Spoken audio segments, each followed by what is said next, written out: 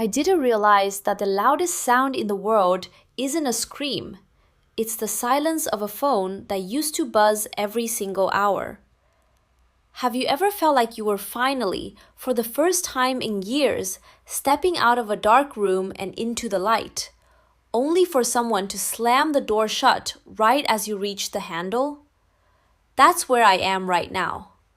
I'm 29 years old, and in the span of a few months, I've lost my marriage, my stability, and the one person I thought was my North Star. I keep looking at my screen, waiting for a bubble to pop up, waiting for a notification, waiting for literally anything that says I still exist to him. But there's nothing. Just a void where a friendship and maybe something more used to be. And the worst part? I think I'm the one who accidentally blew it all up with one single stupid choice. To understand how I got here, you have to understand what my life looked like before the silence. I was married to Bo. He's 26, and for a long time, I tried to convince myself that our problems were just growing pains. You know how it is. You tell yourself that marriage is hard, that everyone goes through rough patches, that his temper is just stress. But I was drowning. By the time December rolled around, I was a shell of a person. I was 29 going on 80, carrying the weight of a relationship that felt more like a cage than a partnership. I'd started smoking, well, vaping, just to have something to do with my hands when the anxiety got too high. It was my little escape, a tiny puff of nicotine to keep me from losing my mind when the house felt too quiet or too loud. Then there was Jerry. Jerry was 27, a mutual friend of ours, and honestly, he was the person who made the marriage bearable for a long time. Bo knew we were close. He knew we hung out, sometimes just the two of us, and for the longest time, he didn't care, or at least he pretended he didn't. Jerry was the guy who actually listened. When we'd all go out to dinner, Jerry was the one who noticed if I hadn't said a word in 20 minutes. He was the one who would catch my eye across the table and give me that look, that I see you look, that made me feel like I wasn't just a ghost in my own life. I remember this one dinner specifically. It sounds so small, so insignificant, but it's one of those moments that gets burned into your brain because it highlights everything that's wrong. We were at this crowded restaurant, and I had stepped away from the table for a second to go to the restroom or take a call. When I came back, there were only 2 menus left on the table. Bo and Jerry each had one. I reached out to grab the one near Bo just to see what I wanted to order, and without even looking at me, he literally snatched it out of my hands. He didn't say, "Sorry, I'm still looking," or "Hold on a sec." He just took it.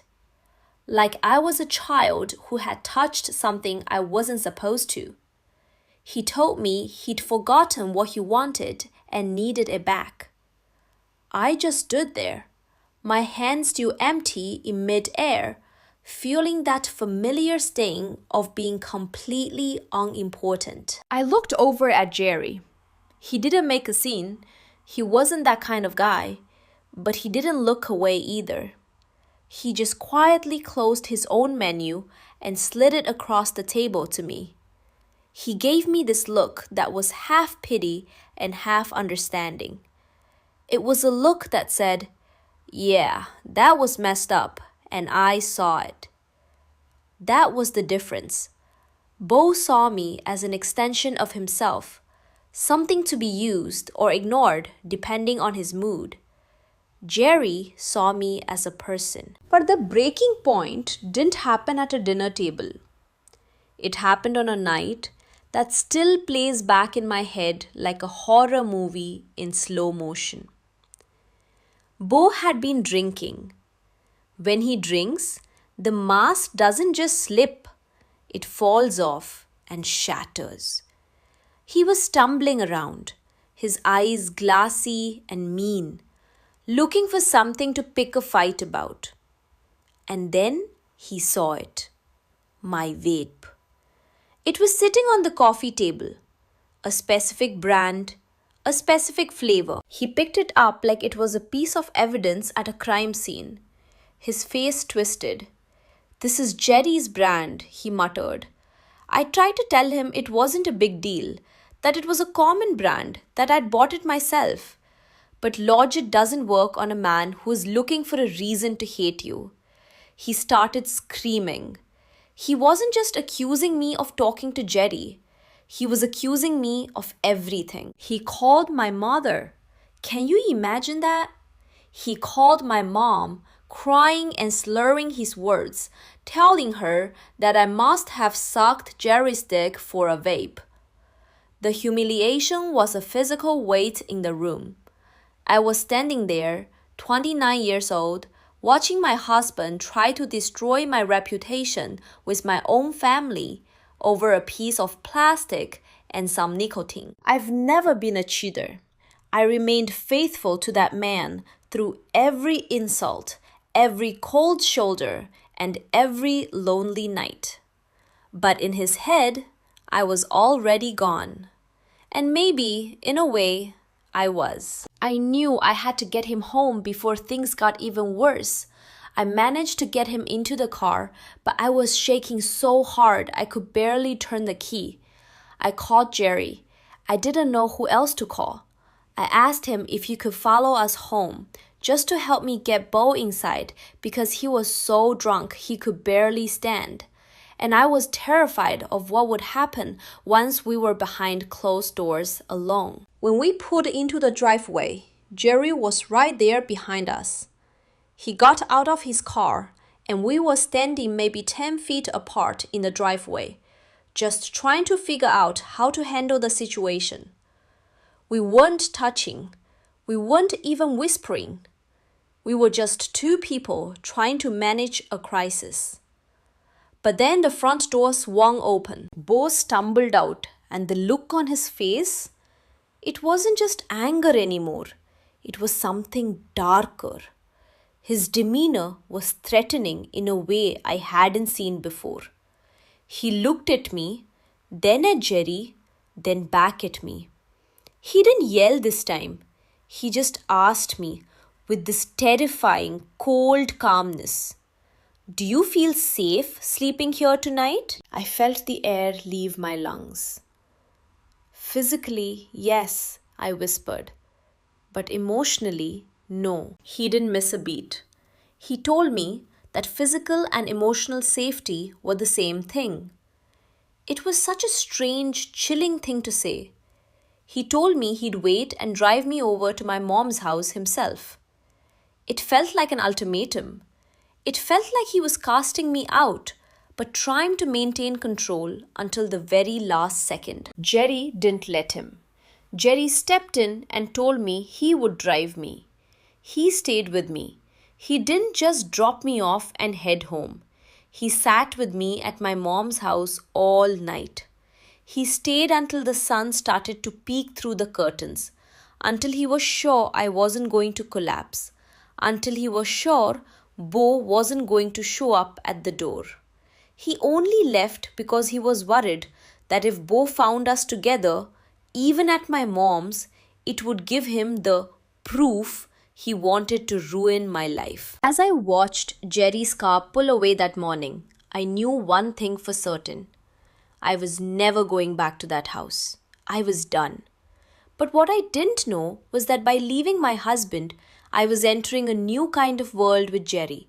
A world that felt like a dream for a few beautiful weeks before it turned into the nightmare of silence I'm living in now. After I officially walked away from Bo, the world felt different. It was like I'd spent years living in a room where the ceiling was just an inch too low, and suddenly I could finally stand up straight. But standing up straight is exhausting when you've been hunched over for so long. I was fragile.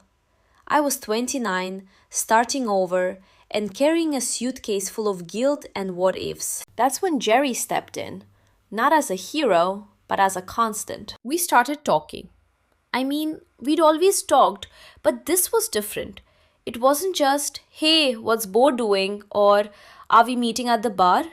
It became this deep, rhythmic pulse in my daily life. We'd start texting in the morning, and by the time I was laying in bed at night, we'd still be at it. Sometimes it would be 2 a.m., and the blue light of my phone would be the only thing illuminating my room. And we'd be talking about the heavy stuff, the kind of things you don't usually say out loud.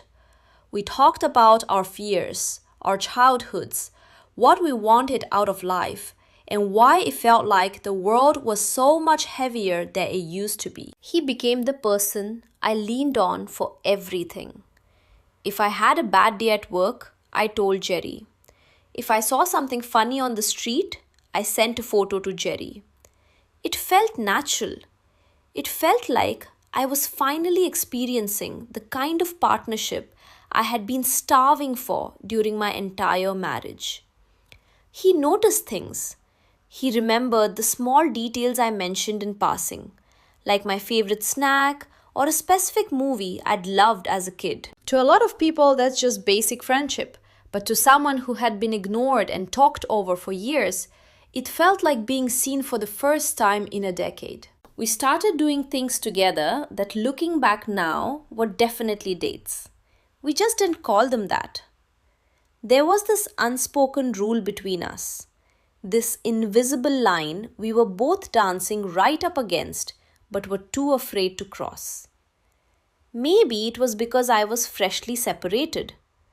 Maybe it was because he was Bo's friend first. Whatever it was, the tension was there, thick and heavy, like the air before a thunderstorm. I remember one Saturday, we went bowling with my sister and her friends. It was loud, chaotic, and exactly what I needed. I watched Jerry interact with my family, and it just fit. He wasn't trying to impress anyone. He was just there. He was present. Later that month, he asked if I'd go Christmas shopping with him for his mum. We spent hours wandering through stores, laughing at the ridiculous holiday displays, and debating over which sweater she'd like best. It was domestic. It was sweet. It felt like we were building something, brick by brick, without ever acknowledging that we were even at a construction site. We'd send each other TikToks of places we should go. Little hole-in-the-wall restaurants, scenic hiking spots, or weird museums. We were making plans. We were building a future in the someday category. And yet, nothing physical ever happened. Not a kiss, not even a handhold that lasted a second too long. But the air between us was electric. Every time we were together, there was this magnetic pull. I'd catch him looking at me when he thought I wasn't watching, and I'd feel that flip in my stomach, the one I thought had died years ago. I'd be lying if I said I didn't have feelings for him. I was falling, and I was falling hard. I think he was too, or at least I thought he was. During these weeks, Jerry would occasionally complain about his dating life. He'd talk about Tinder and how much he hated it. He'd vent about how hard it was to find anyone real on there, how girls would ghost him, or how the conversations were always shallow and went nowhere. I'd listen, and I'd feel this weird ping of jealousy, but I'd also feel a sense of security. He was telling me about his bad luck with other girls. That meant I was the one he trusted, right? I was the one he was actually spending his time with. But then the curiosity started to itch. You know that feeling when things are going well, but you're so used to things falling apart that you start looking for the cracks? I started wondering what his profile looked like. What was he putting out there to the world? I wondered if I could find him on the app. In my head, I justified it by telling myself I just wanted clarity. If we matched, it would be a sign. It would be the universe's way of saying, okay, the waiting is over. You can officially be together now. I didn't think about how it might look from his side. I didn't think about the optics of a woman who had just left her husband, his friend, suddenly appearing on a dating app. I downloaded the app on a Tuesday night. It was one of those impulsive decisions fueled by a mix of loneliness and a desperate need to know where I stood with him. I started swiping. I wasn't looking for anyone else. I didn't want a date with a stranger. I was a heat-seeking missile, and Jerry was the target. I don't know if he found out through the grapevine. Maybe Bo saw me on there and told him. Or maybe a mutual friend swiped past me and sent him a screenshot. Or maybe Jerry was doing exactly what I was doing, and he saw my face pop up on his screen. Whatever happened, the change was instantaneous. One day, we were talking about everything until 2 a.m. The next day, the silence began. At first, I didn't panic. People get busy. Life happens. I sent him a funny Instagram reel, something I knew would make him laugh. He didn't reply. I saw the seen notification on Snapchat a few hours later. He'd opened my message, but there was no response. No typing bubble. No LOL. Just grey. A day went by, then 2, then a week. I messaged him again, keeping it light. Hey, you okay? Haven't heard from you in a bit. Nothing. He didn't block me. He didn't unfollow me. He didn't disappear from social media entirely. I could see him posting stories, see him liking other people's photos. He was there. He was active. He was just choosing every single hour of every single day to ignore me. The pain of that realization is hard to describe. It's not like a breakup where you have a big fight and you know why you're hurting. It's like being ghosted by your own shadow. How do you go from being someone's everything to being a ghost? How do you go from deep, soul-searching conversations at 2 a.m. to not even being worth a thumbs up emoji? I started replaying every single interaction we'd had over the last few months. I went through our texts like a detective looking for a motive. Was I too clingy? Did I say something that offended him? Was it the Tinder thing? Did he think I was just using him as a rebound and moving on to the next guy? The silence was deafening. It started to hurt more than the divorce did. With Bo, I knew why it was ending. I knew he was toxic. I knew I deserved better. But with Jerry, it felt like I'd finally found better, only for it to vanish into thin air without a single word of explanation. I was 29, single for the first time in years, and I felt more alone than I had ever felt in my life.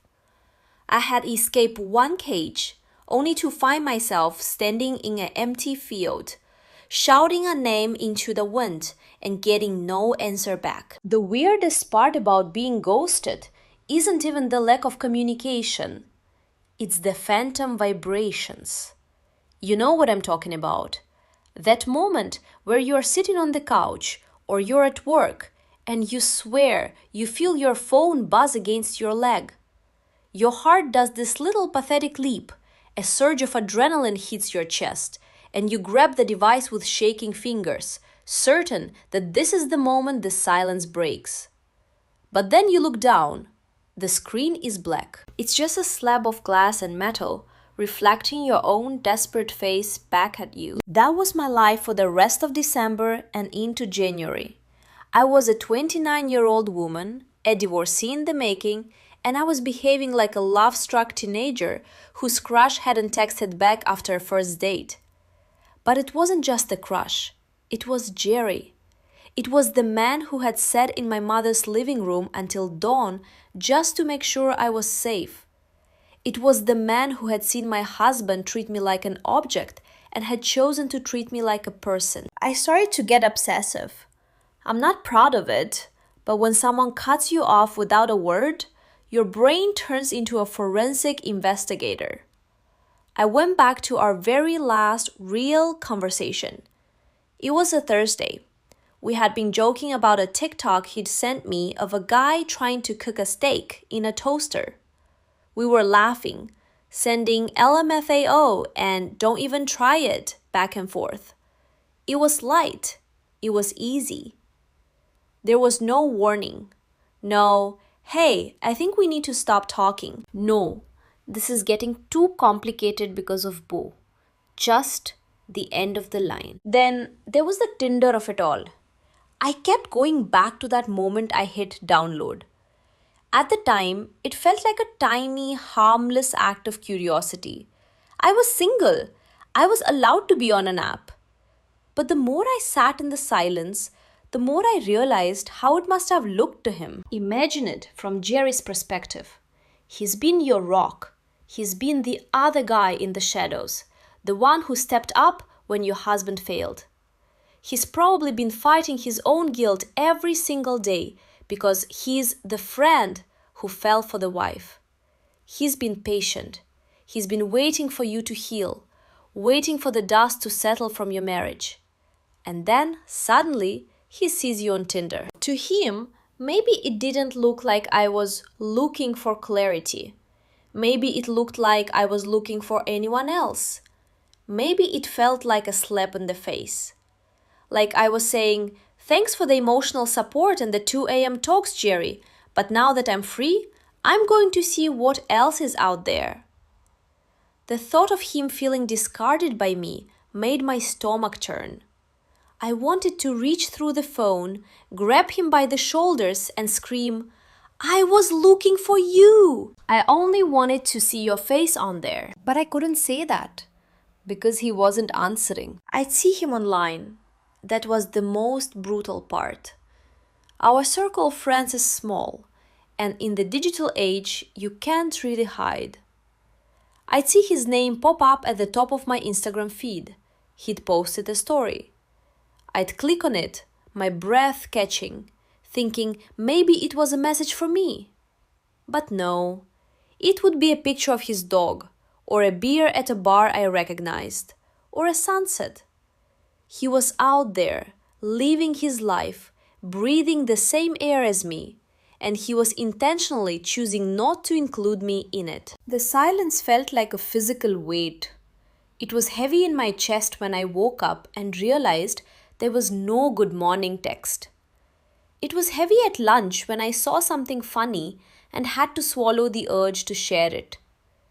It was heaviest at 2 a.m., the time that used to be ours. I started wondering if Bo had something to do with it. Bo is a lot of things, but he isn't stupid. He knew there was a connection between me and Jerry. He'd already accused us of cheating before I even left. What if he'd reached out to Jerry? What if he'd pulled the bro code card? Hey man, I know you're talking to my ex-wife. That's low. We've been friends for years. I could see Jerry folding under that pressure. Jerry is a good guy. That's why I liked him. And good guys usually have a strong sense of loyalty, even to people who don't necessarily deserve it. If Bo had made him feel like a traitor, Jerry might have decided that the only way to keep his conscience clean was to cut me out entirely. To sacrifice our almost something to save his always has been friendship with Bo. But the not knowing was what was killing me. It's the lack of closure that keeps you awake at night, staring at the ceiling and replaying your life like it's a movie with a missing final scene. I felt like I was grieving a death, but the person was still walking around, eating sandwiches and watching TV. I tried one last time on Snapchat. I sent a message that was probably too vulnerable, but I was at my breaking point. I told him that I missed our talks. I told him that if I'd done something to hurt him, I was sorry and I just wanted to understand. I told him that he was important to me. I watched the delivered status change to open. My heart was beating so hard, I could hear it in my ears. I waited. I stayed on the screen, watching for the little typing bubble that signifies someone is crafting a response. 1 minute passed. 5. 10. The bubble never appeared. He had read my heart, laid bare on a screen, and he had simply closed the app. That was the moment I realized that silence isn't just a lack of words, it's a choice, it's a weapon, and he was using it to tell me exactly where I stood. I wasn't the North Star. I wasn't the one who got away. I was a complication he was finished dealing with. I was a chapter of a book he had decided to stop reading halfway through. I felt a wave of humiliation wash over me. Here I was, 29 years old, having survived a toxic marriage, thinking I was finally moving towards something real, and I was being ignored like a nuisance. I felt small. I felt like that woman at the dinner table again, the one whose husband snatched the menu out of her hands. Only this time, the person taking away my voice wasn't my enemy. It was the person I thought was my best friend. I started to get angry. Not the hot screaming anger I felt with Bo, but a cold, hollow kind of anger. How could he do this? After everything? After the nights he spent making sure I was okay? How do you go from caring that much to caring 0%? It felt like a betrayal of everything we'd shared. It made me question if those deep conversations were even real, or if I was just a project to him, someone to fix until she wasn't broken anymore, and then discard when things got too messy. I began to realize that I was mourning two things: the man I thought Jerry was, and the version of myself I was when I was with him. With Jerry, I was funny, I was smart, I was desirable. Without him, and with the silence ringing in my ears, I just felt used. I found myself back on Tinder. Not because I wanted a date, but because I wanted to see if his profile was still there. I wanted to see if he was still unlucky with girls, or if he'd found someone else to spend his 2 a.m.s with. I swiped and swiped, my thumb going numb, looking for a ghost in a sea of strangers. The thing about swiping through a dating app when you're looking for a specific person is that it feels like you're digging through a bargain bin of human souls, looking for the one diamond you accidentally threw away. My thumb was moving mechanically. Swipe left, swipe left, swipe left.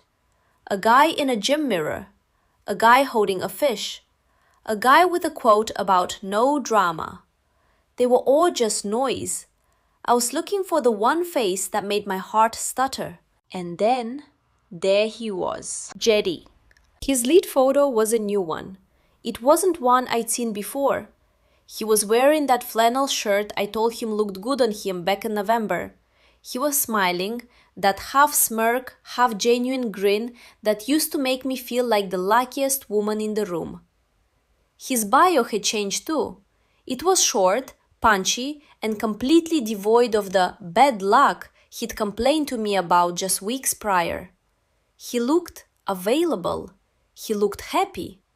He looked like a man who wasn't mourning the loss of a best friend. I stared at his profile for what felt like an hour. My finger hovered over the like button. If I swiped right and we matched, it would be the ultimate confrontation. It would be the digital equivalent of walking up to him in a crowded room and screaming, "I'm right here! Why won't you look at me?" But if I swiped right and it stayed silent, if the match screen never appeared, It would be the final nail in the coffin. It would be proof that he'd seen me, swiped left, and decided I wasn't worth the effort of a conversation. I couldn't do it. I closed the app and threw my phone across the bed. The silence in my new apartment felt different that night. It wasn't the peaceful silence of freedom from a toxic husband. It was the suffocating silence of rejection. I started to spiral. You know how your brain does that thing where it takes one piece of bad news and builds a whole architectural wonder of misery out of it? I started thinking about Bo. I wondered if Bo had won. That's a weird way to put it, I know, but in a divorce, it often feels like a competition of who can move on faster, who can keep the friends, who can emerge with their dignity intact. If Bo had gotten to Jerry, if he'd whispered some poison in his ear or simply reminded him of their years of friendship, then Bo had won. He'd successfully isolated me. He'd taken the one person I trusted and turned him into a stranger. I thought back to that night in the driveway again. The way Bo had looked at us. That chilling line. Physical and emotional safety are the same thing. At the time, I thought he was just being a drunk philosopher, trying to sound deep while he was being a jerk. But now, it felt like a prophecy. I was physically safe. I was out of his house. I had my own place. But emotionally, I was in more danger than I'd ever been. I was raw, exposed, and the person I'd trusted to be my shield had turned into a ghost. I started reaching out to our mutual friends, trying to be subtle about it. I'd ask how everyone was doing, mention Jerry's name in passing, wait for a reaction. "Oh, Jerry? Yeah, he's been around," one friend told me over drinks. "He seems fine, a bit quiet maybe, but he's been hanging out with Bo a lot lately." My heart dropped into my shoes. With Bo? Yeah, they've been hitting the bars on weekends. I think Jerry felt bad about how everything went down with the split. You know how guys are. Bro code and all that. Bro code. Those two words felt like a physical blow. The bro code is the ultimate get out of jail free card for men who want to avoid doing the right thing. It doesn't matter if your friend is a jerk. It doesn't matter if he treated his wife like garbage. As long as you didn't cross the line, you're supposed to stand by him. But Jerry had crossed the line, hadn't he? Not physically, but emotionally. He'd been my confidant. He'd been the one to drive me to my mother's house when my husband was being threatening. He'd seen the truth. How could he just go back to being bros with a man like that? How could he choose a drinking buddy over a soul-deep connection? The realization started to sink in. Maybe Jerry wasn't the man I thought he was. Maybe he was just weak. Maybe it was easier for him to go back to the status quo, to the easy friendship of bars and sports and superficial talk with Bo, than it was to deal with the messy, complicated, high-stakes reality of me. But God, it hurt. It hurt to think that our 2 a.m. conversations were just a temporary distraction for him. It hurt to think that I was just a project he took on while I was in crisis. And now that I was safe, I was no longer interesting. I found myself back on Instagram, scrolling through his followers. I know, it's a toxic habit. I was looking for new names, new girls, anyone who might be the reason for the silence. I found a few. Girls he'd started following recently. Girls who looked nothing like me. Younger girls. Girls who didn't come with the baggage of an ex-husband and a messy divorce. I felt a surge of pure, unadulterated bitterness. Is that all I was? Baggage? Was I just a heavy suitcase he'd helped carry for a few blocks before getting tired and leaving it on the sidewalk? I went to my kitchen and poured a glass of wine I couldn't afford, staring out the window at the streetlights. I felt 29 going on 100. I had escaped a marriage that was killing me, but I had landed in a life that felt completely empty. I had my freedom, sure, but what is freedom when you have no one to share it with? I thought about the vape, that stupid plastic vape that started the whole collapse. I picked mine up from the counter. It was the same brand Jerry used, the same one Bo had cried about to my mother. I looked at it and felt a wave of nausea. I walked over to the trash can and dropped it in. I didn't want to smell it anymore.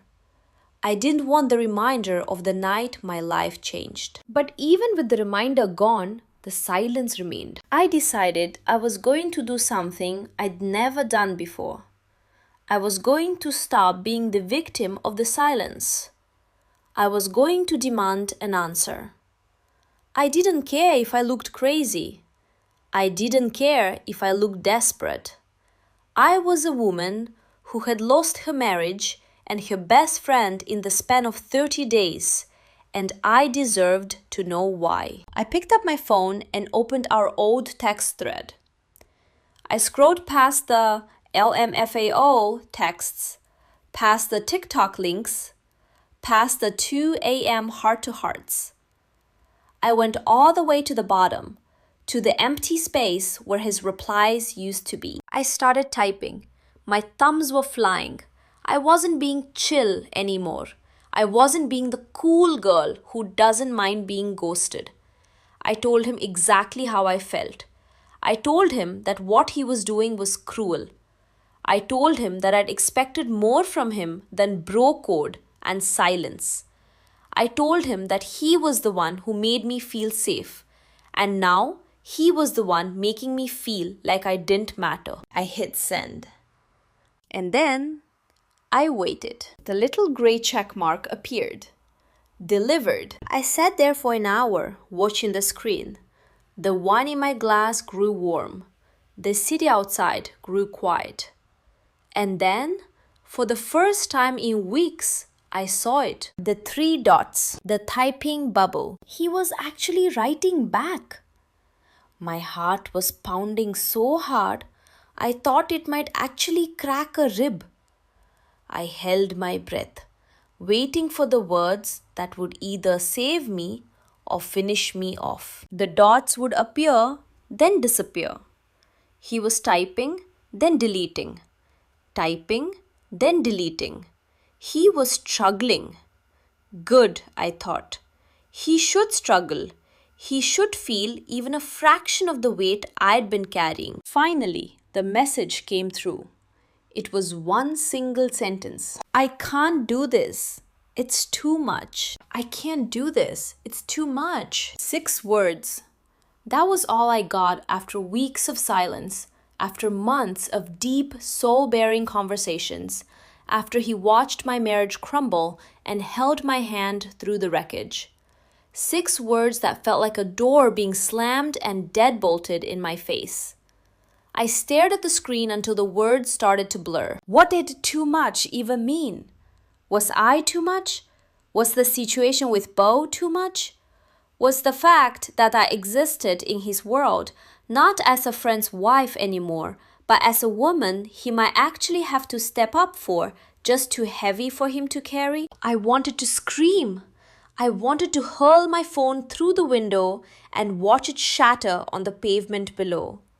Instead, I just sat there in the dark, feeling the cold air of my new, half-empty apartment seep into my bones. At 29, I thought I'd finally learned how to navigate the storms of life. I thought I'd shown my strength by leaving a man who didn't respect me. But this felt like a different kind of drowning. I didn't reply right away. I couldn't. My mind was racing, trying to dissect those 6 words like a coded message. I can't do this. It was so final. It wasn't, I need a break or let's talk later. It was a resignation. It was Jerry admitting that when things got real, when the bro code met the heart code, he was choosing the path of least resistance. He was choosing to hide. I realized then that the Tinder thing wasn't the cause of the silence. It was just the excuse he needed. He'd probably seen me on there and felt a weird mix of relief and jealousy. Relief because it gave him a reason to paint me as the fickle ex-wife who was moving on too fast. Jealousy because he knew he wasn't brave enough to be the one I was swiping for. It was easier for him to vanish and act like I was the problem than it was to look in the mirror and realize he was a coward. The more I thought about it, the more the pieces started to fit together in a way that made my stomach turn. Jerry had been there for the fun part of the tragedy. He'd been the shoulder to cry on, the secret confidant, the guy who got to feel like a hero without actually having to do the hard work of building a life with someone. He liked the tension. He liked the 2 a.m. talks when they felt like a forbidden secret. But the moment I was actually single, the moment there was no bow standing in the way, no obstacle to make the chase exciting, he realized that a real relationship requires more than just seeing someone. It requires standing by them when the world gets messy. And I was messy. I was a 29-year-old woman in the middle of a divorce. I was baggage. I finally typed back. My hands weren't shaking anymore. They were steady, with the kind of clarity that only comes after your heart has been thoroughly broken. I told him that I understood. I told him that too much was just another way of saying he wasn't enough. I told him that I'd survived Bo, and I would survive this silence too. I didn't wait for a reply this time. I blocked him. I blocked him on Snapchat.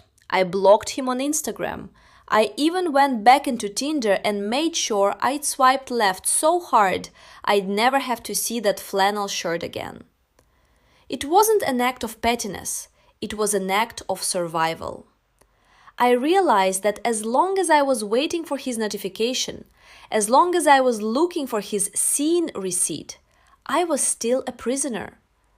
I traded one cage for another, from Bo's temper to Jerry's silence. And I was done being anyone's prisoner. The weeks that followed were some of the hardest of my life. I had to navigate the final stages of my split with Bo, which was as ugly and loud as you'd expect. He tried to use Jerry against me, making snide comments about how your little boyfriend didn't stick around, did he? It stung, but I didn't give him the satisfaction of seeing it. I stood my ground. I signed the papers. I moved the last of my boxes. I spent a lot of time alone. I learned that the silence of an apartment isn't actually empty. It's filled with the sound of your own thoughts. And for the first time in a long time, I started to actually like mine. I stopped looking for clarity in men who were too afraid to speak their truth. I started looking for it in myself. It still hurts. I'd be lying to you if I said I don't sometimes see a meme or a video and instinctively think, Jerry would love this. I still have moments where the 2 a.m. hour feels heavy and hollow. You don't just get over someone who was your lifeline during the darkest chapter of your life. But I've realized that Jerry wasn't my North Star. He was just a flashlight I used to find my way out of a dark room. Now that I'm out in the light, I don't need the flashlight anymore. Obviously, not one with a broken bulb. I'm 29. I'm single. And for the first time in my life, I'm not waiting for a man to tell me I'm safe. I'm making myself safe. I'm building a life where too much isn't a reason to leave. It's a reason to stay. But I want to know what you think. Have you ever had someone who was your everything suddenly turn into a ghost? Have you ever felt like a project that someone finished and then just threw away? And if you were in Jerry's shoes, would you have chosen the bro code over a connection that felt real? Let me know in the comments. I'm reading all of them, and honestly, your stories help me realize I'm not as alone in this silence as I thought. If you've been through something similar, don't forget to subscribe. We're all just trying to find our way through the dark, and it's a lot easier when we do it together. I'm moving forward now. The silence doesn't bother me as much as it used to, because I know that the most important conversation I'll ever have isn't one that happens at 2 a.m. with a guy who can't commit. It's the one I'm having with myself right now. And for the first time, I'm actually listening.